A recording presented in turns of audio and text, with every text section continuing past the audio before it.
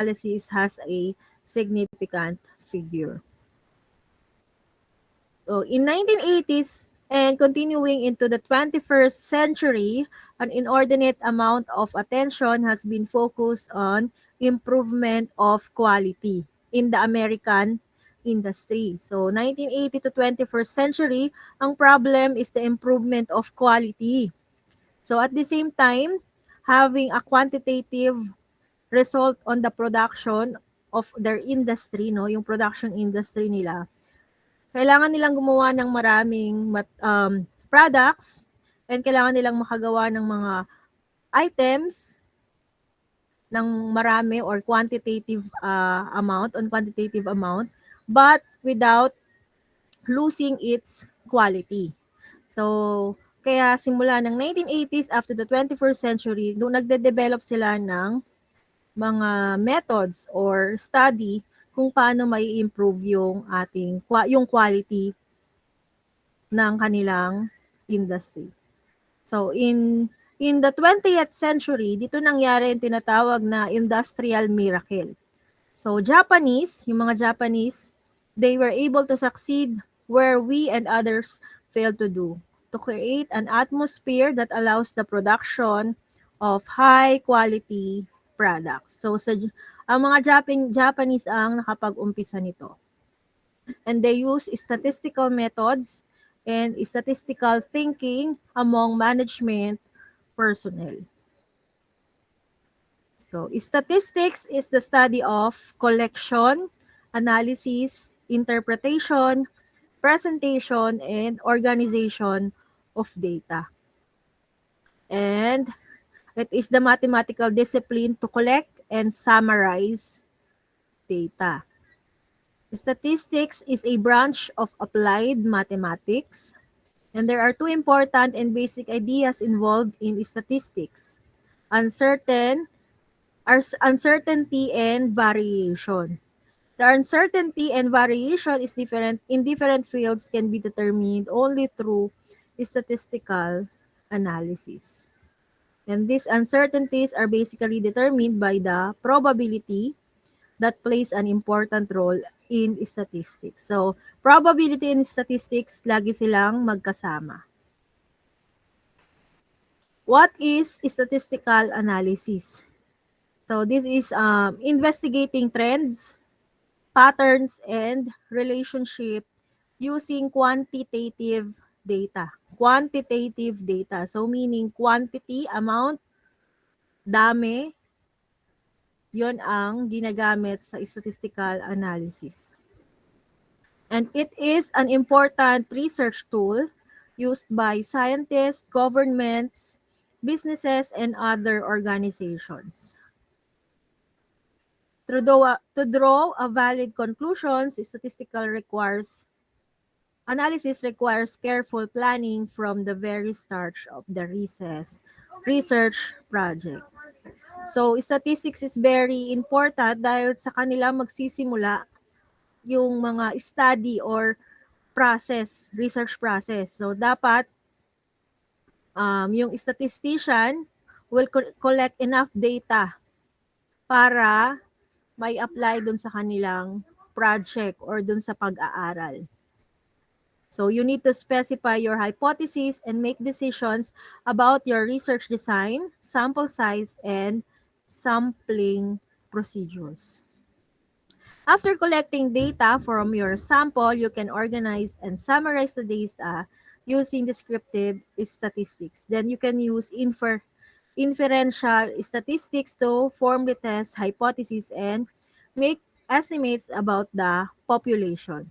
So, as we go on to our study, maiintindihan nyo naman lahat kung ano-ano yung mga pinagsasabi natin about statistics. So, basically, pag sinabi natin statistic, this is the collecting data or gathering informations data using quantitative. So, pag sinabing quantitative, may amount, may dami, may laki.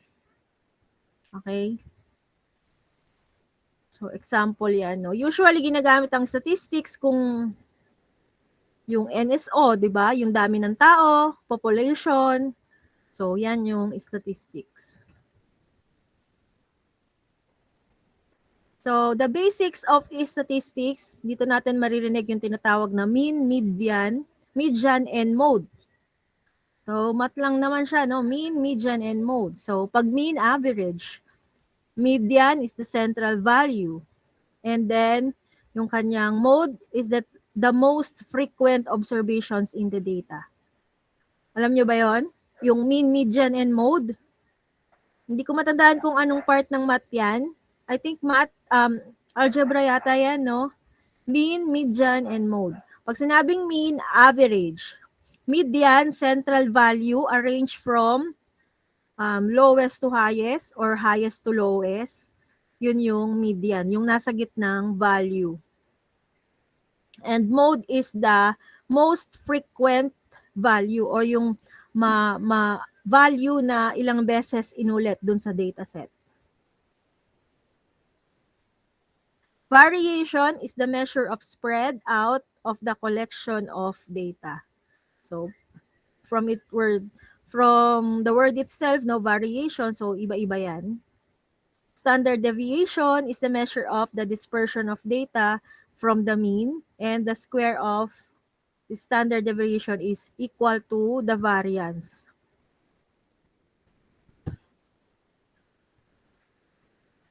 So, kung natatandaan nyo to, no, nagamit natin to sa surveying, yung most probable value na tinatawag. Kung natatandaan nyo pa. Kung tinandaan nyo pa. Okay. So, mathematical statistics, application of mathematics to statistics. So, ito yung ginagamit natin para sa engineering, no? So, mathematical techniques used for different analytics include the mathematical analysis, linear algebra, stochastic analysis, differential equation, and measure theoretic probability theory. So there are types of statistics. Ang una is descriptive. So the data is summarized and explained in descriptive statistics. The summation is done from a population sampling several factors such as mean and standard deviation. Descriptive statistics is the way of organizing, representing, and explaining a set of data using charts, graph, and summary measurements. So we also use histograms, pie charts, bar chart, scatter plots are the common ways to summarize data and present it in table of graphs. So, ano ba yung kung nakikita niyo yung Excel, no, may mga given na graph dyan. So, ayan yun. Histogram, pie chart, bars, and scatter plots. Saan ba natin ginagamit yan? Sa engineering. So, sa engineering, madalas kung pipiliin nyo is yung management na tinatawag, we do Gantt chart. So, ayan yung statistics na tinatawag. So, yan yung ating application kapag gumagawa tayo ng Gantt chart or S-curve na sinasabi, no? So, later, pag medyo tumagal-tagal na, mga 3rd or 4th year yata, meron na kayong subject na ganun, yung gagawa kayo ng Gantt chart. Sa management. So, kanina, descriptive, ngayon, inferential statistics using to convey the meaning of collected data and evaluated values. So, inferential statistics are used to test hypotheses and study correlations between variables, and they can be used to predict population sizes.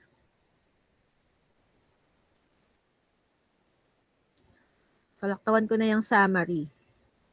So, paano ba natin or gumagawa ng summary statistics table? So, pag sinabing summary statistics, we collect all the data and present it on a manner na maiintindihan hindi lang nating mga statisticians but also ng mga ibang tao, no, ng mga normal people. Normal, I mean ng mga layman. Okay. So the summary statistics table is the visual representation to summarize statistical information about the data in tabular form. So dapat naka-table siya.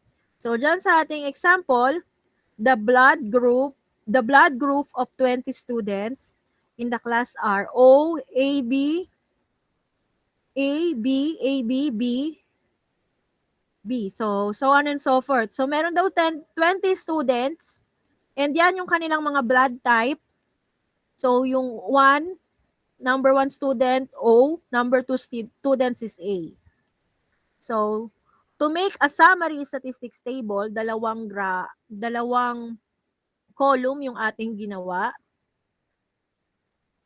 So the first column is the blood group or blood type and the second column is the number of students. So, the first column, nakalagay doon yung title, which is blood group or the first row, the first row, blood group for the first column, and number of students, second column. The second row naman, so on and so forth, nakalagay dyan kung ano-ano yung mga blood type or blood group. So, ano-ano ba ang blood type na meron tayo, di ba? O, A, B, and AB. So, sa second column, ilalagay natin kung ilan ang O, ilan ang A, ilan ang B, and ilan si AB. So, totaling or summation of all the number of students is 20. So, ganun lang siya. Isa-summarize lang natin using summary statistics table yung data na na-collect natin. Nagmo-move ba yung aking Nagmo-move ba, class? Opo. Yes po, ma'am. Thank you. Ba't ako hindi?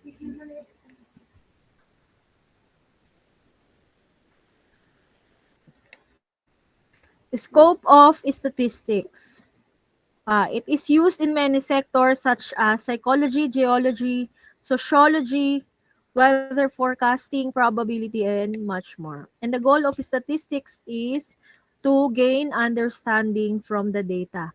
It focuses on applications and hence it is distinctively considered as the mathematical science. Okay. So there are methods of statistics. The first thing is the data collection. So yun yung unang gagawin.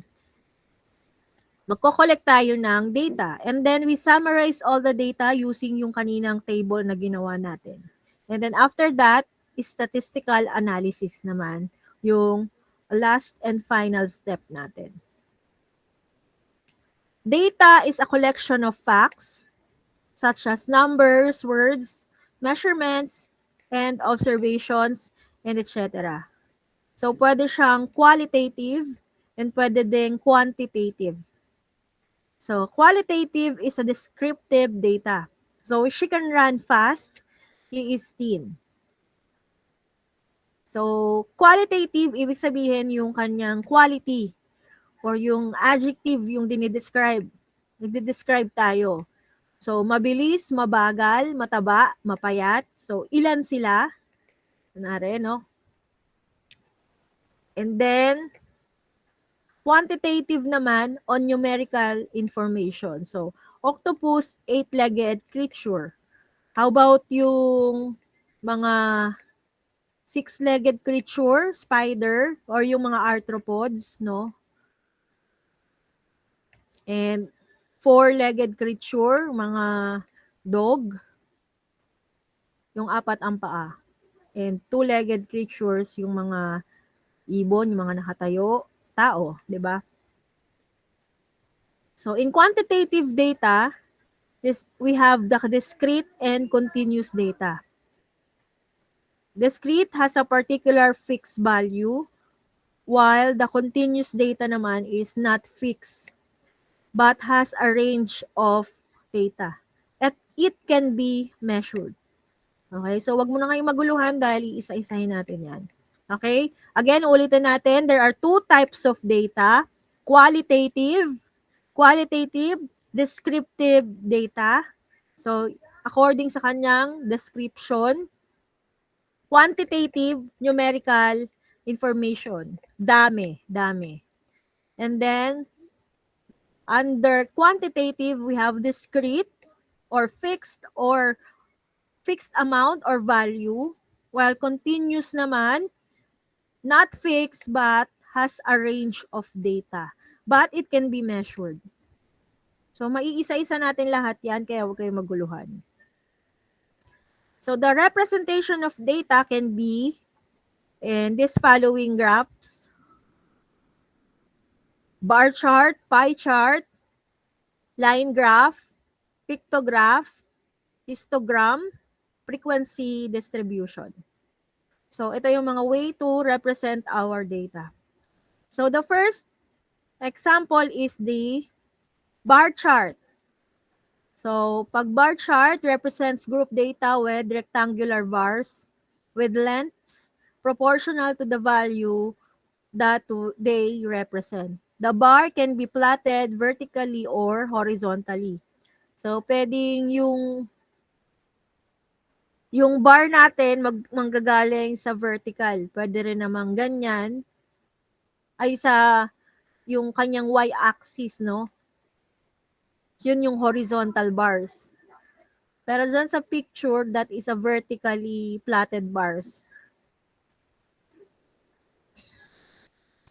Pie chart can be a circle divided into sectors. Each of these sectors represent the proportion of the whole. Line graph. So, itong line graph, ginagamit ito sa S-curve. So, pag sinabing S-curve, yung nasa ilalim is yung amount ba yun? Yung date. And then, yung sa may, or ilalim tuloy, yung nasa may columns niya are the dates. And yung rows naman niya represent the amount or the kung ano-ano yung mga scope of works, no? So, sa S-curve, ginagawa natin yan sa construction management. And then, pictograph. So, very kindergarten. So, banana, there are 4 bananas.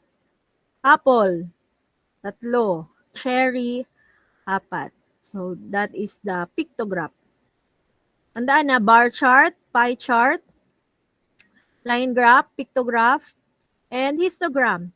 A diagram is consisting of rectangles whose area is proportional to the frequency of the variation in whose width is equal to the class interval. So, iba-iba, hindi to parehas ng bar chart ha, magkaiba. Kaiba to. So, later on, maintindihan nyo ano yung pagkakaiba niya. But from this definition itself, yung histogram, kung makikita nyo dyan sa figure class, yung merong isang line, dun sa horizontal niya, iba, line na parang yung dark, and then up to the second dark line, yun yung area na nako-cover nung unang bar chart, nung bar, or nung orange. So, susunod naman, with intervals, histogram. Pag bar chart kasi, 1, 2. So, isa-isang, kumbaga, there are 5 groups. 5 groups. Pero dito sa histogram, with certain interval, class interval. And then last is the frequency distribution. A frequency table is constructed by arranging collected data and values in ascending order of magnitude with their corresponding frequency. So, ayan, ang frequency distribution.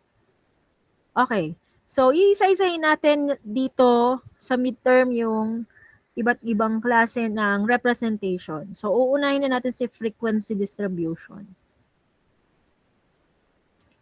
A frequency distribution describes the number of observations from each possible value or variable. Frequency distributions are depicted using graphs and frequency table. So what is frequency? It is the frequency of a value is the number of times it occurs. So frequency, number of times it occurs. And frequency distribution is the pattern of frequencies of a variable. It's the number of times each possible value of a variable occurs in a dataset. Okay, example. This is a frequency distribution in the 2022 Winter Olympics. Team USA won 25 medals. And this frequency table gives the medals value, gold, silver, and bronze, and its frequency. Okay. So the first column is the medal. So there are three colors ng medal, gold, silver, and bronze. And yung kanyang frequency, gold 8. So, ibig sabihin, nakakuha siya ng 8 gold medals. Silver, nanalo sila ng 10 silver medals. And lastly, bronze, they won 7 bronze medals. Total natin, this is 25 medals. So, parang itatabulate nyo lang siya, no? So, to summary the frequency or the data we collected, ganyan lang siya. Itatabulate nyo lang siya. So, frequency distribution is divided into two, ungrouped and grouped frequency. So, pag sinabing ungrouped, the number of observation of each value is a variable. So, you can use this type of frequency distribution for categorical values. And group frequencies naman, number of observation of each class interval of a variable. You can use this type of frequency distribution for quantitative variables. And also, meron palang tinatawag, 4 pala to. Relative frequency, cumulative frequency, and ano pa ba? Yun. So, relative and cumulative frequency.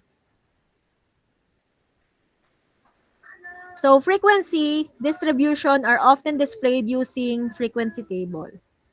So, how to make an ungrouped frequency table? So, the first thing to do is to make a table with 2 columns or as many rows as there are values of the variable. Label the first column using the variable name and label the second column as the frequency. Katulad kanina sa ginawa natin, yung first column, medal, and the second column is the frequency. So for ordinal values, the value should be ordered from smallest to largest. And for nominal values, the values can be in any order in the table. You may wish to order them alphabetically or in some other logical order. So balikan natin dito. Sa unang example natin. So 2 columns. First column is the medal or kung ano yung type ng, ano yung category natin. The second column is the frequency. So, meron tayong 3 category, gold, silver, and bronze. Kaya meron tayong 3 row sa ibaba. Okay? And paano siya in-arrange, no? This is on a nominal order na tinatawag. Ano ba yun? Nominal variable na tinatawag. So, bakit nominal? So, hindi naman sinabi dito na smallest or biggest, no? Pero, yung arrangement natin is being gold is the highest or the, ano ba yun? Parang mas valued, di ba? So, pag gold, mas mataas yung karangalan or yung value niya. the next is silver, and then lastly is bronze. No, parang first place gold, second place is silver, and bronze is the third place. So nominal, variable, yung kanyang arrangement. And then after creating the table, we are now count the frequency. So bago tayo paano ba tayo nakakuha ng frequency? So we use this as tallying. So parang dito sa example natin, a gardener set up a bird feeder in their backyard to help them decide how much and what type of bird seed to buy. They decide to record the bird species that visit their feeder. Of course, over the course of one morning,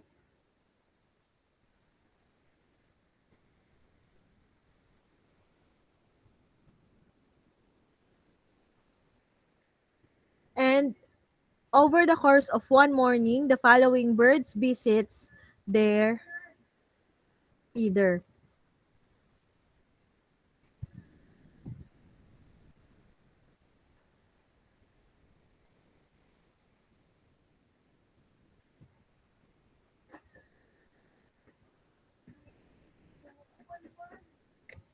Okay. So, ayan. Paano daw tayo gagawa ng frequency table using for this example? So, meron siyang dalawang the first column is the bird species. So, meron siyang chickadee, dove, finch, grackle, sparrow, and starling. So, over one morning, no, isang umaga, binantayan natural yan. Binantayan ng isang tao or ng farmer kung ano-ano yung mga ibon na dumadapo doon sa bird feeder. Bird feeder niya. So, siguro naglagay siya ng isang, doon sa ibabaw ng bubong niya, naglagay siya ng bird seeds or ng mga pagkain doon or bird seed. So, binantayan niya yon for one whole morning and hitali kung ano-ano yung mga ibon na pumupunta. So, pag una, may dumapong chickadee, do nagtali siya, 1. And then, may dumapong dove, finch, grackle, and sparrow. And starling. And then, may dumapo na naman na chickadee. So, magtatali. Tali. So, tallying lang. So, ibig sabihin ng tatali, mamarkahan niya lang kung ilan yung dumadapong ibon. So, until after the morning, so tapos na yung kanyang observation or collecting ng data, yung tally niya is ito total niya. So, from that tally, magkakaroon siya ng frequency. So, sa tally for the chickadee, 1, 2, 3 tallies. So, therefore, ang kanyang frequency is 3. And dove is 1. 1 tally, 1 frequency. For finch, 4. Grackle 2, Sparrow 3, 4, and Starling 2. So therefore, looking at this frequency table, the farmer should assume that yung finch and sparrows are more likely to come dun sa kanilang bubungan. So therefore, ang bibilhin niyang bird seed is yung for finch and for sparrow. Para mas dumami sila. Ibig sabihin, mas maraming finch and sparrow na nandun sa kanyang paligid. So, therefore, mas bibilhin niya or iahanda niya is yung bird seed na para sa finch and sparrow. Okay? So, that is count the frequency using tallying. Next. So, that is for ungroup, na ungroup frequency table. Next. So, how to make a group frequency table? So, the first step is to divide the variable into class intervals. Below is one method to divide a variable into class intervals. Different methods will give different answers. The first thing to do to have our class class interval is to calculate the range. Subtract the lowest value and in the data set from the highest value. And then letter B is to decide the class interval width. There are no firm rules on how to choose the width, but the following formula is a rule of thumb. So width is equals to range over the square root of the sample size.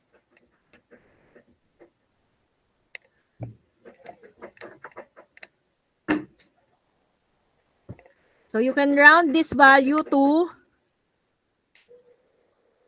a whole number that's convenient to add, such as a multiple of 10.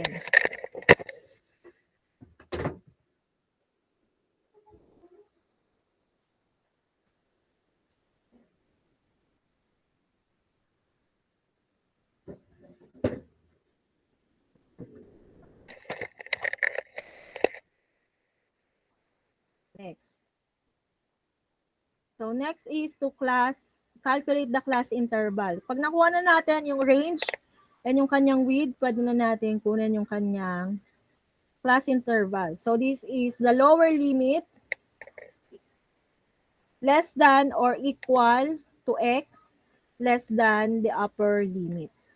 And then the next step is to create a table and count the frequencies. So example, para mas maintindihan. So a sociologist conducted a survey of 20 adults. So she wants to report the frequency distribution of ages of the survey respondents. The respondents were the following ages in years. So yung mga given or nakuha niyang data dyan, so there are 20 adults, tinanong niya bawat isa kung ano-ano yung mga edad nila. So, 52, 34, 32, 29, 63, 40, 46, 54, 36, 36, 24, 45, 20, 28, 29, 38, 33, 49, and 37. So, enabled for us to make a group frequency distribution table. So, kukunin muna natin si range. So, range is highest minus lowest. So, ano yung highest? Highest dyan sa ano lang pinakamatandang edad na nakuha niya? Ano? 63, ma'am. 63. And lowest? 19. 19. So, para makuha si range, 63 minus 19, ang range is 44. So, that is our range, 44. So, for the width naman, so range over sample or the square root of our sample size. So, range natin given or computed as 44 over square root of 20. So, sample size is the total number of respondents. So, 20 adults, 20 respondents. Or yung ating sample size is 20. So, 44 divided by the square root of 20. And our width will be 9.84. Yes, pumudulan. Ma'am, saan uli nang galing yung 44? Paano siya nakuha? Highest minus lowest. Ay, okay, nga pala, ma'am. Sorry. Okay, thank you. 44. So, yung width natin as computed, 9.84. So, lagi natin silang i-count or i-round off into madalas interval with width of 10. So, by 10. So, 9.84, round off natin to the nearest 10 siya, no? 10.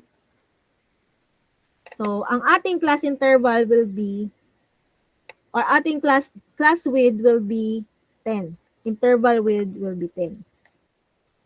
So, ano-ano yung magiging class interval? Ano yung lowest natin? 19. Lowest natin, 19, di ba? So, 19 equal or less than A. Yung A is years. less than 29. So 19, 20, 21, 22, 23, 24, 25, 26, 27, 28. So 10. So yun yung ating class interval, 10. So 19 plus 10 is 29.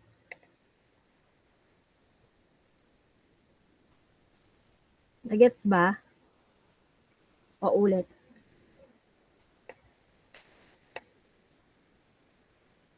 Wait lang.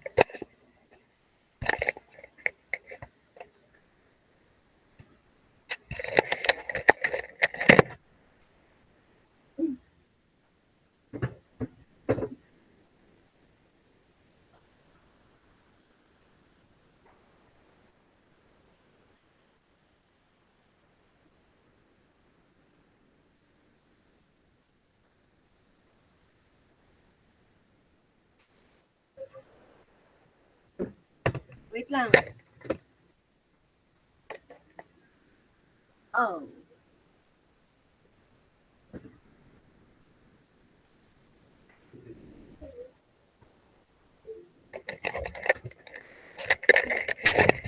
Hello. Diyan ba kayo? Okay. Yes, ma'am. Sige. So, ano na ba? Bakit hindi ako pwede mag-ink?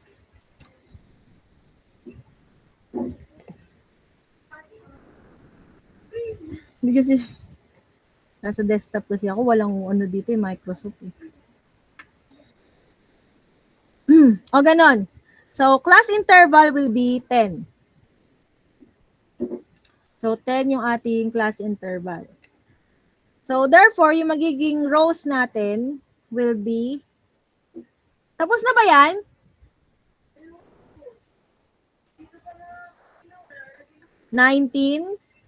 A 29. 19 less than or equal the age less than 29. So, 19 plus 10 is 29.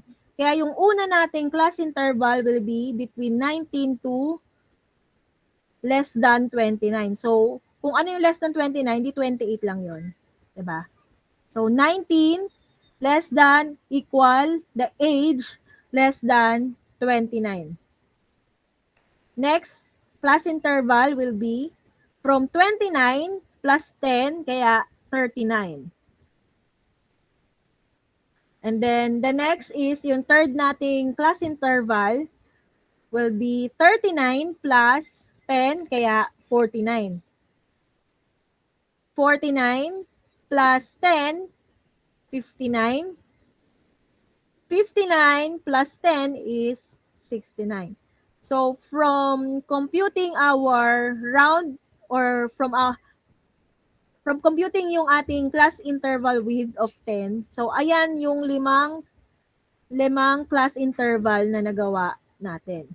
So, hanapin natin ngayon yung kanya mga frequency or we will count its frequency.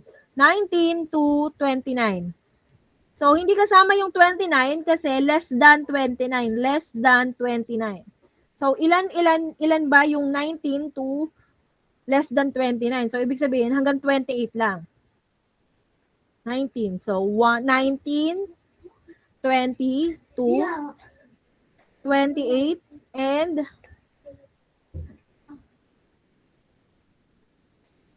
19, and 24.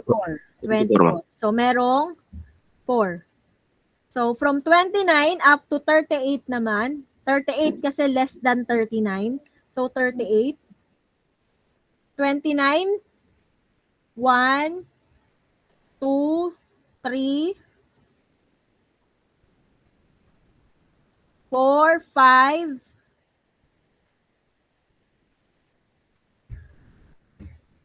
6, 7, 38, 7, 8, and 9. Tama ba? Nabilang nyo ba? Opo, tao. 9. So, pag 39 to 48 naman, less than 49. So, 39, may 39 ba? O 40, 46, and 45, ma'am. 45. Tatlo. Tama. Thank you. And 49 to 58. 49, 1, 2, 54, and 52. So, 3. And 59 to 69. So, wala nang iba but yung 63, nag-iisa na lang siya. So, nagets yung paggawa ng frequency distribution for grouped. Grouped yan, group. Okay, may tanong pa dyan?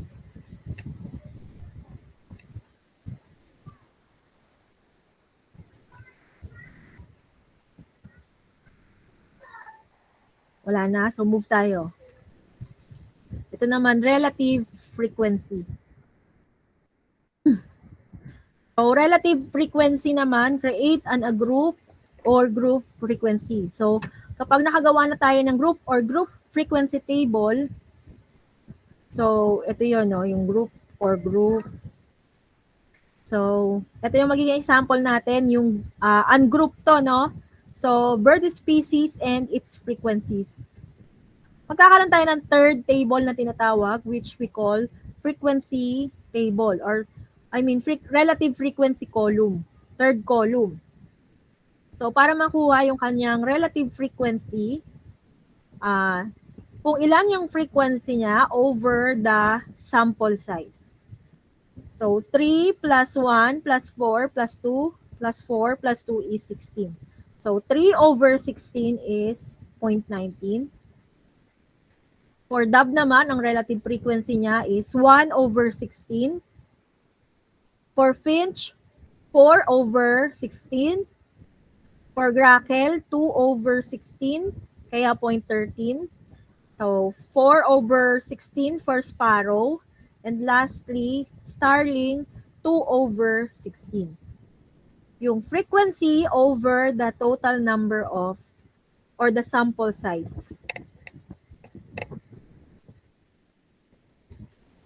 This is example is for ungroup, no? Next. Cumulative. So, cumulative. So, kung hindi naman nahanap si relative frequency, pwede naman natin gawin. Yung magiging susunod na table natin is for cumulative frequency na tinatawag. So, for this example, ito naman is for group.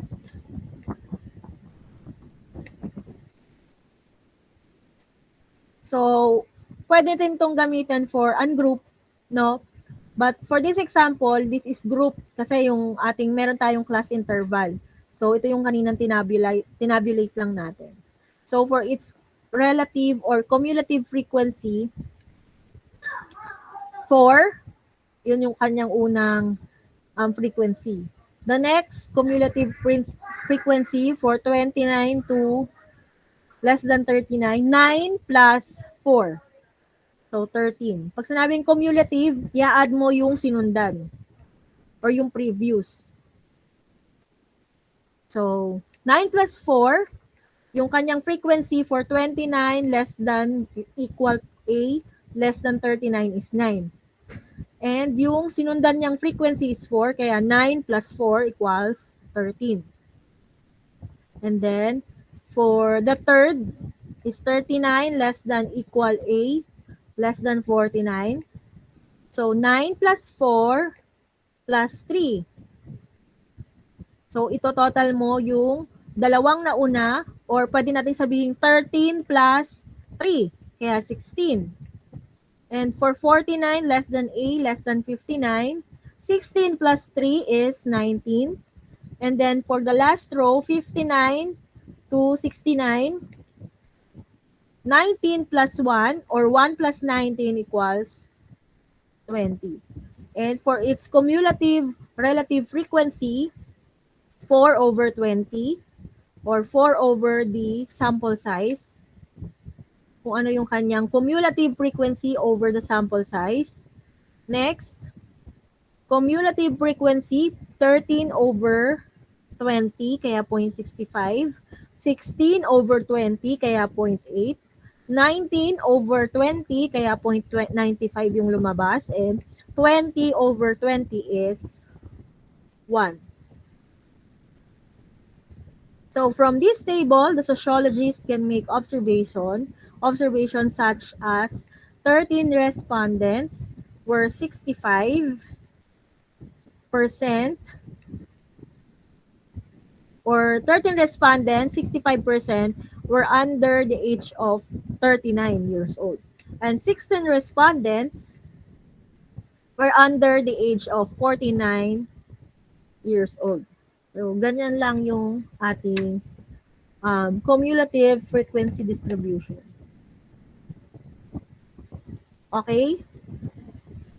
So, siguro next week we'll be having more example para mas maintindihan pa po. So, how to graph a frequency distribution. So, pie chart. Okay. So, pag pie chart, syempre, isang whole circle yan. So, that will be equivalent to 1. So, based doon sa natali natin kanina, yung sa gold, silver, and bronze, no? Kung ilang percent yung bronze, or yung gold, yung silver, and yung bronze, makita natin dyan sa ating pie chart. Next. So, bar chart. So, for Chika Day, 3, Dove, 1, Finch, 4, Frequency 4, Grackle, 2, Sparrow 4, and Starling is 2. So, bar chart. Histogram naman, ito. So, we use class interval 19 to 29, 29 to 39, 39 to 49, and 49 to 59, and 59 to 69. So, ilan yan? So, ang kanyang frequency, 19 to 28 years old, we have 5. In between 5. And then, 29 to 39 naman, 9. But, ano ba to?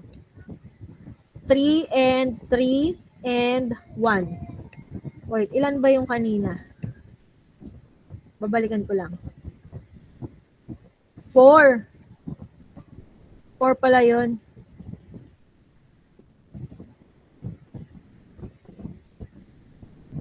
Sorry. Yung dito, 19 to 29, dapat 4 lang yun. 4, 9, 3, 3, and 1. Yan yung histogram. So, these are the difference between bar chart and histogram. So, pag bar chart, categorical. So, kung anong klase ng bird yung ginawa natin kanina, bar chart. For histogram naman, quantitative, ilan. For bar chart, this is used for ungroup values. But pwede rin naman siyang gamitin sa group. And for histogram, more often we use this for group or with interval classes. So, can be space between bars, can be a space between bars. So, pwedeng magkaroon ng space between bars or categories kapag ginagraph natin siya. Pero pag histogram, hindi, no? Tuloy-tuloy. And for bar order, can be in any order, while in histogram, syempre, lowest to highest always yung kanyang paggawa. Okay. Wala na. So, ayun lang for today's video. So, ipopost ko na lang to ha. Mabilis naman itong basahin. So, may intindihan nyo naman. So, sa EDAT nyo class, I think wala naman tayong problema. And I'm just hoping na wala nang pilitin nyo na lang i-maintain yung grade natin sa EDAT. No? Kasi gusto kong ibigay sa inyo yung EDAT and also the geology. Honestly, class. Gusto kong ibigay yung EDAT and geology sa inyo para kasi hindi naman to major. Pero si statistics and probability kasi, minsan may mga lumalabas ito sa ating board exam. So, minsan. And definitely, dapat marunong talaga tayo sa probability and statics since kapag nag-thesis tayo, doon na magsisimula yung collecting data, 'di ba? Magde-data analysis na tayo kapag nag-thesis na kayo. So hindi pwedeng wala kayong alam sa probability and statistics. And also pagdating ng theory of structures, I think we use also permutation kapag gumagawa tayo ng mga ang tawag dito, iteration na tinatawag, no? Pag naghahanap tayo ng mga values. So, gagamit tayo nito sa mga major courses or major subjects ninyo. So, I will not be checking your attendance for EDAT na, no? So, ipopost ko na lang sa Canvas itong yung mga binasa ko kanina. And I hope and I wish na mamaya sana i-review nyo na para wag nyo nang makakalimutan. And also yung dynamics ganun din. So kanina nga pala yung pinost ko sa dynamics I posted na yung tinuro ko kanina tapos may mga sample pa akong i-discuss sa inyo next week. And I hope na baka pwede nyo namang sagutan muna, no? Hindi ko naman i-check. At least when we discuss next week for dynamics, naiintindihan nyo na or alam nyo na yung sagot sana para ma-practice kayo. Ganun lang naman ang kasimple ang studying process ng engineering, no?